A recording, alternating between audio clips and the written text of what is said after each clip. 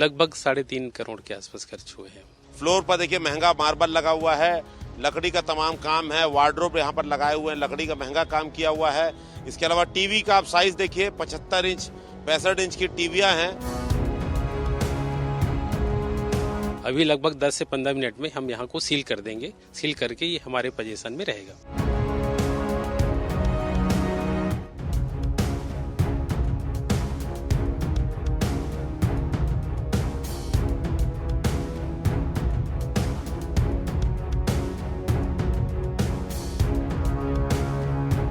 C24 की खबर का बड़ा असर हुआ है। शताब्दी नगर में जिस 15,000 वर्ग फुट पर पूर्व मंत्री शिव डहरिया की पत्नी ने कब्जा किया था, नगर निगम की टीम पुलिस के साथ उसे खाली कराने पहुंच चुकी है।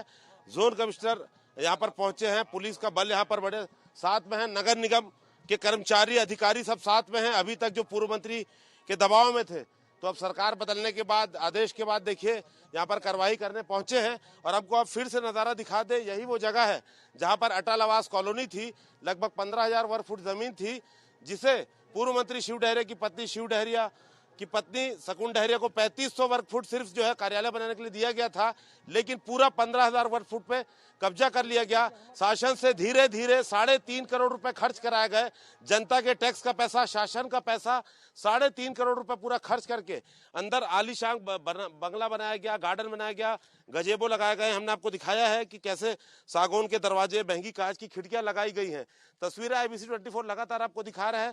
तो अभी आपको बता दें कि सुबह से घटनाक्रम चल रहा है। यहाँ जो दस्तावेज थे, सामान थे, वो यहाँ से निकाला जा रहा है। अभी नगर निगम की टीम जाएगी और अंदर जो सामान है उसका मिलान किया जाएगा, क्योंकि सारा सामान सरकारी पैसे से लगाया गया है। तो देखते हैं क्या खुलासा होता है और कितना आलीशान बंगला है, ये भी हम अंदर से आपको तस्वीर दिखाने का प्रयास करेंगे। तो नगर निगम जोन 10 के कमिश्नर पुलिस और निगम की टीम के साथ अंदर पहुंच चुके हैं और अंदर का नजारा जो है हम आपको दिखा रहे हैं, कैसे चौंकाने वाला नजारा है। हम बार बार कहते थे कि जनता का गाड़ी कमाई का पैसा यहाँ पर खर्च किया गया है। तो नीचे आप देखिए, फ्लोर पर देखिए महंगा मार्बल लगा हुआ है, लकड़ी का तमाम काम है, वार्डरोब यहाँ पर लगाए हुए हैं, लकड़ी का महंगा काम किया हुआ है। इसके अलावा टीवी का आप साइज देखिए, 75 इंच 65 इंच की टीवियां हैं, सोनी कंपनी की टीवियां हैं, काफी महंगा जिनका दाम होता है। इसके अलावा डबल डोर का फ्रिज है, वॉशिंग मशीन है और सोफे सेट। अब देखिए सोफे सेट ऐसे लगे हुए हैं कि इनका सील, अभी जो झिल्लियां लगी है वो भी नहीं उतरी है। तो करोड़ों रुपए का सामान है। बाथरूम आप देख लीजिए, जिस भी कमरे में आप जाएंगे तो आपको स्प्लिट AC मिलेगा। ये हॉल में कहीं ना कहीं जो कैसेट सीलिंग AC है, जिसकी कीमत ही लाखों रुपए में होती है, वो मिलेगा। अब सबसे बड़ी बात है, हम आपको फिर से बता रहे हैं कि ये पूरी जमीन जो है 3500 वर्ग फुट जमीन मात्र जो है वो राष्ट्रीय सद्भावना समिति, जिसकी संचालक जो है शकुन डहरिया है, पूर्व मंत्री शिव डहरिया की पत्नी, उनके कार्यालय खोलने के लिए मांगी गई थी। आवंटन के बाद ये हुआ कि इन्होंने 15,000 वर्ग फुट पे जमीन पर कब्जा कर लिया। अब धीरे धीरे छोटे छोटे अमाउंट 3.5 करोड़ रुपए की राशि निकाली गई, इस पूरे बंगले में और आसपास में खर्च किया गया। अब सबसे बड़ी बात है कि अगर ये सामुदायिक भवन भी होता तो 70 से 80 लाख में खर्च हो जाता, बन जाता, जो ये पूरे समाज के काम आता है। किसी घर में शादी है, कोई खुशी का मामला है, गम का मामला है, उसे बहुत कम दामों में निगम के माध्यम से मिलता, लेकिन इसे बंगला बना दिया गया और इसका उपयोग जो है मंत्री और पूर्व मंत्री और उनकी पत्नी करने लगे। इसके अलावा सबसे बड़ी बात, जो सामान लगा है, ऐसा लगता है कि 3.5 करोड़ रुपए का सामान नहीं होगा। इस पे जांच ये भी होना चाहिए कि जो शासन से पैसा सैंक्शन कराया गया, जो 3.5 लाख रुपए की बिलिंग की गई, ऐसा लग रहा है कि उससे कम की बिलिंग हुई है और ये पैसा काफी कम दामों में अगर भी हुआ होगा या आधी कीमत में 2-2.5 करोड़ रुपए में, तो कहीं ना कहीं एक बड़ी राशि का घपला यहाँ पर जरूर हुआ है। तो ये भ्रष्टाचार पे डबल भ्रष्टाचार इस पे साफ साफ दिखाई दे रहा है, जो अपने आप में जांच का विषय। देखते हैं नगर निगम आयुक्त इस पे या कलेक्टर जो है इस पे क्या निर्णय लेते हैं। अब चलते बाहर, क्योंकि टीम आएगी और इस पूरे भवन को सील करेगी, वो भी देखने वाली कार्रवाई रहेगी। ये सामुदायिक भवन बना हुआ था, पूर्व में MIC के द्वारा प्रस्ताव पारित किया गया था कि ये सद्भावना समिति को संचालन संधारण के लिए दिया जाएगा, परंतु उसका विधिवत पत्राचार नहीं हो पाया था, जो अलग से हैंडओवर के लिए देते हैं। तो इस कारण से निगम ने ये माना कि भाई भवन अभी हमारे निगम के ही कब्जे में है। चूंकि समिति के कब्जे में हो गया था, तो ये जब बातें सामान्य सभा में उत्पन्न हुई, तो आयुक्त महोदय के निर्देशानुसार हम लोगों ने आज इस भवन को अपने हैंड में ले लिए हैं। शांतिपूर्ण तरीके से हुआ है।